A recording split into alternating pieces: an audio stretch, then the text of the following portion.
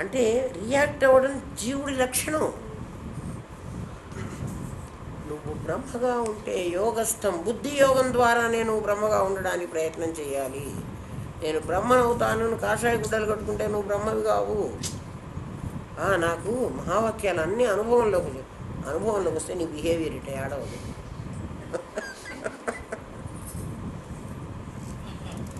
అది చెప్పుకునేది కాదు, అది ఎవడికి వాడు అనుభవించేది. నాకింత వచ్చింది అంటే ఎవడో నిన్ను పొగడాలా? అదెందుకు నీకు అనవసరం? అదే మిగిలిన మతాల వాళ్ళు కూడా ఈ సత్యం, ఇది రియాలిటీ, ఇది కాస్మిక్ ఎనర్జీ, దీన్నే పరిశుద్ధాత్మ అన్నారు. వాళ్ళకి తెలియటంలే. క్రిస్టియన్ వాళ్ళని నా దగ్గర పిలుచుకోరండి, వాళ్ళకి చదువు చెప్తాను. తండ్రి, కుమార, పరిశుద్ధాత్మ అని ముగ్గురున్నారన్నాడు. తండ్రి, కుమార, పరిశుద్ధాత్మ. ఈ కుమారుడు ఈ జీవుడు, దేహాత్మ భావన గలవాడే కుమారుడు. అంటే జీసస్ క్రైస్ట్ కదా. వీడికి ఒక తండ్రి ఉన్నాడు, వాడు యెహోవా, వాడు ఈశ్వరుడు. అంటే జీవేశ్వరులు ఇద్దరూ కూడా అలాంటి వాళ్ళే. శుద్ధమాయలో ప్రతిబింబించిన పరమాత్మ ప్రతిబింబం ఈశ్వరుడు, మలినమాయలో ప్రతిబింబించిన పరమాత్మ ప్రతిబింబం జీవుడు. కాబట్టి వీడు జీవుడు, వాడు ఈశ్వరుడు, వీడు కుమారుడు, వాడు తండ్రి యెహోవా. వీళ్ళిద్దరినీ మించి పరిశుద్ధాత్మ ఇంకోటి ఉన్నాడు, cosmic energy. Cosmic energy, potential energy same.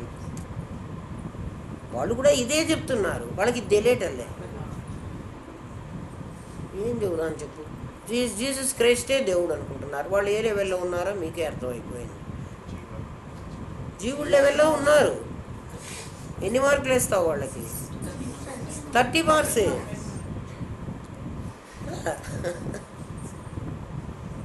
జీవుడు లెవెల్లో ఉన్నారు, మంచిది, సంతోషం.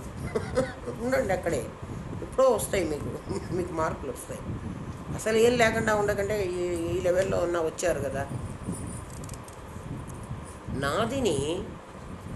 నాదిని నేను నుంచి వేరు, మత్తపరతరం నా అన్యత్కించిదస్తి ధనంజయ, మై సర్వమిదం ప్రోతం రుద్రే మణిగణా ఇవ. పరమాత్మ చెబుతున్నాడు, మత్తపరతరం నా అన్యత్కించిది అస్తి. అరుణ్ గోవిల్ అంటున్నాడు, నేను తప్ప ఆ రాముడు అని మీరు చూసే వాళ్ళల్లో ఇంత ముక్క కూడా రాముడు లేడిపోవయ్యా, తప్ప ఏమీ లేదు అక్కడ, నేనే ఉన్నా. అంటే మీరు చూస్తున్నది టాప్ టు బాటమ్ నన్నే. తల నాదే, కళ్ళు నావే, ముక్కు నాదే, శరీరం నాదే, మాటలు నావే, కాళ్ళు నావే, అన్నీ నావే. మరి రాముడు ఎవరయ్యా? ఆ వేసుకున్న వేషం రాముడు. సూత్రే మణిగణా ఇవ. ఆ మణులన్నీ వేశారే. అంటే రాముడు లాగా, నేను అరుణ్ గోవిల్ లాగా ఉంటే నాకు ప్యాంటు షర్టు తగిలించుకొని తిరిగేవాడిని. ఇప్పుడు ఇక్కడికి వచ్చేటప్పటికి ఏం చేశారు మీరు? పంచె ఇచ్చారు, ఒక ఒక కోదండం ఇచ్చారు, నా మెళ్ళో ఏవో బంగారమో వెండివో ఆర్టిఫిషియల్వో పూసల మెళ్ళో వేశారు, లేకపోతే రుద్రాక్షల మెళ్ళో వేశారు, ఒక కొప్పు కట్టారు. ఇవి కూడా నావే. నా చుట్టే కొప్పు కట్టారు, నాకే డ్రెస్సు మార్చారు. ఇట్లా ఈ ప్రపంచంలాగా కనబడుతున్నదంతా మత్త పరతరం నా అన్యత్కించిత్. అన్యత్ నేను కాకుండా ఇంత ముఖ కూడా లేదురా. సూత్రంలో దారాలు గుచ్చితే, సూత్రం అంటే ఒక థ్రెడ్లో నేను బీడ్స్ అన్నీ గుచ్చా, పూసలు గుచ్చితే మీకు పూసలే కనపడతాయి, దారం కనపడదు. పూసలే కనపడతాయి, ఎర్ర పూస, నల్ల పూస, పచ్చ పూస, ఏవో పూసలు. ఆ దారం లేకపోతే ఆ పూస ఉండదు. ఆ పూసలన్నీ మీ జీవులు, ఆ దారం నేను. ఇప్పుడు ఏ లెవెల్లో చెప్పాడు ఈ మాట చెప్పండి? దేహము దేహి ఇద్దరున్నారన్న లెవెల్లో చెప్పాడు. కదా, పైన ఒకడున్నాడు, లోపల ఒకడున్నాడు. ఇంకా కాస్త ముందుకు వచ్చి పరమాత్మ అంటున్నాడు, ఒరే నాయన, నా దగ్గర ఒక దారం ఉంది. బట్టల్లో నేసేవాడి దగ్గర ఆ ధర్మవరం అట్లా వెడితే వాడి దగ్గర ఇంత కండె ఉంటుంది, నూలు. ఆ నూలు కండె అంతా ముందు నిలువు దారాలు వేసేసుకుంటాడు వాడు. ఇవన్నిటి పేరు దారాలు, నిలువు దారాలు, నిలువు దారాలు ఇవన్నీ. తర్వాత అడ్డం దారాలన్నీ వేయటం కోసం వాడి కండెని తీసుకుని దీంట్లో ఇట్లా పెడుతూ ఉంటాడు. ఇట్లా పెట్టి ఒకటి లాగుతూ ఉంటాడు, ఈ కండె ఇటు వస్తుంది, మళ్ళీ దీన్ని ఇటు ఇటు పెడుతూ ఉంటాడు. ఇట్లా 10 అడ్డం దారాలు వచ్చేటప్పటికి ఇక్కడ బట్ట తయారవుతుంది. ఇప్పుడు బట్టలో ఏమేమి ఉన్నాయి చెప్పండి? ఇందాక 2 ఉన్నాయి, సూత్రము మణులు. అట్లా లేవు ఇక్కడ. ఇక్కడ ఒక్క దారమే ఉంది, అడ్డం దారము నిలువు దారము. అవి దారంగానే ఉన్నాయి, దారం రూపాన్ని కోల్పోలే. వస్త్రం అయినయ్యా అవలేదు, అయినట్టు నీకు కనబడుతున్నాయి. ఎందుకంటే వస్త్రంలోంచి నా పోగుల్ని నేను ఇట్లా వీక్కోవచ్చు. వస్త్రం లేదు, బంగారం నగలుగా మారినట్లు కాదు అర్జున, దారం బట్ట అయినట్లు ఈ ప్రపంచం ఏర్పడింది. అది నేను యోగస్థం అంటున్నా. అర్థమైందా? ఉండేది దారమే ఉంది. నువ్వు నిలువు దారాలుగా అడ్డం దారాలుగా వేసినప్పుడు దారం దారంగానే ఉంది, అది ఏం మారలేదు. కానీ అవి దగ్గరగా ఉండబట్టి ఆ మధ్యలో మళ్ళీ ఖాళీయే ఉంది. నీకు దూరంగా అది దారం, అది బట్టగా కనిపిస్తోంది. బట్ట లేని, సర్వాత్మనా లేదు. ఆ బట్టని నువ్వు జీవుడు అనుకుంటే, ఎందుకంటే నువ్వేమంటావు, ఇది ఎర్ర చీర, ఇది పచ్చ చీర, ఇది ఇంకో రంగు చీర, ఏవో రంగులు పెడుతున్నావు కదా, దారమే కదా అది. ఆ దారము నువ్వు చీర అంటున్నావు, బట్ట అంటున్నావు. నిజంగా బట్ట లేనే లేదు అర్జున, దారమే ఉంది. నిలువు పోగులు అడ్డపోగులు అని దారంగానే ఉంది. అప్పుడు బట్టగా ఉన్నప్పుడు కూడా నాది దారమే ఉంది. నేను మారి బట్టగా అవ్వలేదు. అంటే బంగారం కరగబెట్టి నగలుగా అయ్యి మళ్ళీ బంగారంగా మారుతోంది అంటే అట్లా జీవుడు వచ్చాడు, అట్లా పరమాత్మ అయినాడు అన్న లెవెల్ తక్కువ. నీకు ఎంత బోధిస్తున్నాడో చూడు, నువ్వు పరమాత్మవి అని చెప్పడానికి.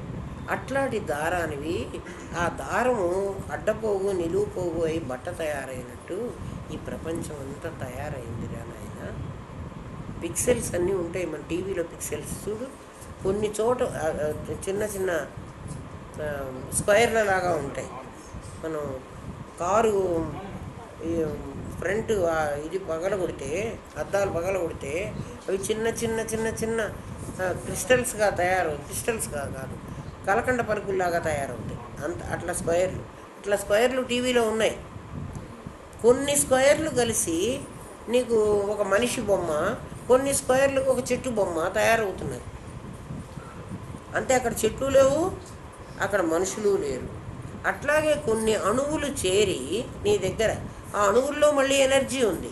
కొన్ని అణువులు చేరి నీకు కిడ్నీగా అయినాయి, కొన్ని అణువులు చేరి నీకు హార్ట్ అయినాయి, కొన్ని అణువులు చేరి నీకు తల అయినాయి, కొన్ని అణువులు చేరి నీకు బుద్ధి అయినాయి. నిజంగా బుద్ధి లేదు, నిజంగా మనస్సు లేదు, నిజంగా ఇంద్రియాలు లేవు. ఇవన్నీ అయినట్టు కనపడుతున్నాయి. యథార్థంగా ఉన్నది నేనొక్కడనే ఉన్నా. నేను ఎట్లా ఉన్నాను అంటే, నేను మాసుగా, ఎనర్జీగా, నేను సత్తుగా చిత్తుగా ఉన్నాను. సత్చిత్తులను మళ్ళీ వేరు చేయడానికి వీల్లేదు. నీ శరీరం అంతా అదే అర్జున, నువ్వు ఆలోచించుకో. ఇంకా వేరే ఇందులో నుంచి అందులోకి ఈ ఇంకా లెవెల్కి తీసుకెళ్తున్నాను. నా ఒక్క మార్క్ వేయాలి కదా నీకు. 99 కదా నీకు. అరుణ్ గోవిలును రాముడు తెలిస్తే వచ్చింది. అంటే అరుణ్ గోవిలు రాముడుగా యాక్ట్ చేశాడు, ఇద్దరున్నారు అనుకుంటున్నావేమో. అక్కడ ఇద్దరు లేరురా, అసలు ఉన్నది ఒక్కడే ఉన్నాడు. నేనే ఉన్నాను, నేను సచ్చిత్తులుగా ఉన్నాను, నేను మ్యాటర్ అండ్ ఎనర్జీగా ఉన్నాను. అదే కొన్ని ప్రతి అణువులో అదే ఉంది. కొన్ని అణువులు పిక్సెల్స్ చేరితే నీకు రూపాలు ఎట్లా వస్తున్నాయో, కొన్ని అణువులు చేరితే అక్కడ నేనేమో కిడ్నీ అయినాను, కొన్ని అణువులు చేరితే హార్ట్ అయినాను, కొన్ని అణువులు చేరితే మన శరీరం అంతా. అప్పుడు శరీరం ఉందన్నావా, అణువులు ఉందన్నావా. ఫిజిక్స్ వాడికి ఈ సంగతి తెలుసు. అయినా వాడు మోహంలో పడి వాడి కొడుకును ముద్దు పెట్టుకుంటున్నాడు. కొడుకు దగ్గర రాగానే అది అణువులు కాదా? ఫిజిక్స్ ప్రొఫెసర్కి తెలియదా? తెలుసు. అయినా మోహంలో పడ్డాడు. అంటే వాడికి ఆత్మ తెలియదు. నేను నేను నేను తత్తునని తెలియదు. కాదు, వాడు దాన్ని ట్రైన్ చేయలే. ఆ బుద్ధిని ట్రైన్ చేయాలంటున్నాడు. అందుకే బుద్ధి యోగ భుక్తియుక్తో జహాతీవ ఉభే సుకృత దుష్కృతౌ తస్మాత్ యోగాయ యుజ్యస్య యోగ కర్మసు కౌశలం. ఇది రేపు చెప్తాను. యోగము కర్మసు కౌశలం. కర్మ అట్లాగే చేయాలరా. అందులో చాలా నేర్పరితనం కావాలి నీకు. నేర్పరితనం ఉండి నువ్వు యుద్ధం చేయరా, నీకేం ఉండదు అంటున్నాడు. అర్థమైందా? రేపు చెప్పుకుందాం. ఓం తత్సత్. 50వ శ్లోకం చెప్పాలి. బుద్ధియుక్తో అని కర్మ చేసే దాంట్లో నీకు కర్మ ఏ కర్మ అయినా కూడా నీకు పనికి మాలవేను అని చెప్పాడు. సో పుణ్యకర్మలు పాపకర్మలు రెండు లేవు. అన్ని కర్మలు అవరమే, వరం కావు. ఇప్పుడు బుద్ధియుక్తంగా చేస్తే నువ్వు సుకృత దుష్కృతాలు ఎందుకు రావో రేపు చెప్తాడు. ఓం తత్సత్. స్వస్తి ప్రయాభ్య పరిపాలయంతాం న్యాయేన మార్గేణ మహిర్మహేష. గోబ్రాహ్మణేభ్య శుభమస్తు. నిత్యం లోకాః సమస్తాః సుఖినో భవంతు. ఓం పూర్ణమదః పూర్ణమిదం పూర్ణాత్ పూర్ణముదచ్యతే పూర్ణస్య పూర్ణమాదాయ పూర్ణమేవావశిష్యతే. ఓం శాంతి శాంతి శాంతి. ఓం నమో బ్రహ్మాదిభ్యో బ్రహ్మ విద్యా సంప్రదాయ కర్తృభ్యో వంశ ఋషిభ్యో గురుభ్యో నమో మహద్భ్యః. సర్వోపద్రవరహిత ప్రజ్ఞానఘన ప్రత్యగర్తో బ్రహ్మైవహమస్మి బ్రహ్మైవహమస్మి బ్రహ్మైవహమస్మి. నీకేం చెప్తున్నాడంటే, అరుంగోవిలు రాముడు అన్నంత వరకు నీకు 99 వచ్చినాయి అర్జున. నీకు 100 రాలేదు. నీకు 100 కావాలి. నా ఉద్దేశంలో నీకు 100% మార్క్స్ రావాలి, 100% రావాలి. ఆ 1 మార్కు వేయాలంటే నీకు ఇద్దరిని చూపించి వాడు వీడైనాడు అంటే నీకు మళ్ళీ కన్ఫ్యూజన్ వస్తుంది. ఎందుకు ఆ జీవత్వం వీడు వేసుకోవాలి? అసలు వేసుకోలేదురా. దారంలాగా పడుగు పేకలు అనేటువంటి 2 పేర్లు పెట్టుకుని ఎట్లా దారం వేసుకుంటే అది బట్ట అవుతున్నదో అట్లా ఒక్క దారమే ఉన్నది అన్నట్టుగా ఒక పరమాత్మే ఉన్నాడు. వాడు సచ్చిత్తుగా ఉన్నాడు. వాడు విడదీయడానికి వీలు కాదు.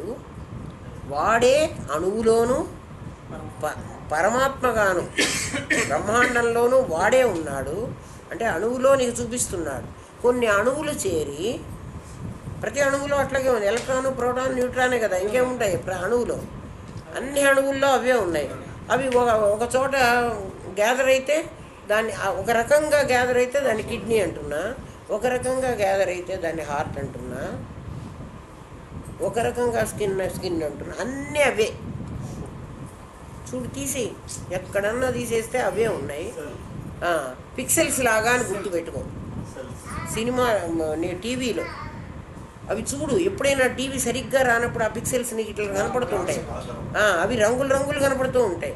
ఈ రంగుగా ఉన్నది ఆ అమ్మాయి కట్టుకున్న చీరే నీకు చూపించాలి. వాడు ఆ పచ్చ చీర చూపించాలనుకో, ఆకుపచ్చ చీర, ఈ పిక్సెల్స్ ఆకుపచ్చగా ఉంటాయి. ఆ అమ్మాయి మెళ్ళో వేసుకున్న నగలు ఏవో చూపించాలనుకో, ఆ పిక్సెల్స్ మాత్రం ఎర్రగా కనపడతాయి. ఎర్రగానో గోల్డ్ కలర్ గానో. అదే, అవన్నీ మారుతూ ఉంటాయి టీవీలో. అట్లాంటి పిక్సెల్స్ రా ఇవన్నీను. ఇదంతా యథార్థం కాదు పిచ్చివాడా. దీన్ని సత్యం అనుకుంటావేమిటి? ఉన్నది నేను ఇంకోడు ఎవడో లేడు. నేను కేవలం ఎనర్జీ లాగే ఉన్నాను. నాకు వేరే రూపం లేదు. ఆ ఎనర్జీ నేను ఇంకొక మాసులో ఉండకపోతే నేను పని చేయలేను. కాబట్టి నేను మాసులో ఉన్నాను. అప్పుడు ఈ ప్రపంచం అంతా బ్రహ్మమే. దృష్టి జ్ఞానమయం కృత్వా, నీ దృష్టిని జ్ఞానమయం చేసుకో. పశ్యేత్ బ్రహ్మమయం జగతి, మొత్తం బ్రహ్మ పదార్థంగా కనపడుతుంది. లేకపోతే అది నా కూతురు, ఇది నా కొడుకు, ఇది నా కోడలు, ఇది నా మనవరాలు. నా కోడలు అనేటివి దాని మీద నాకు చెడ్డ అభిప్రాయం వచ్చా. ఇది నా కూతురు అయితే ఇది ఏం చేసినా నాకు చాలా నచ్చుతుంది. నీ దృష్టి మారలే. కోడల్ని కూతుర్ని బ్రహ్మగా చూడలేకపోతున్నావు, అది నీ కర్మ, నీ దృష్టి మార్చుకో అన్నాడు. అర్థమైందా? రేపు చెప్పుకుందాం రా.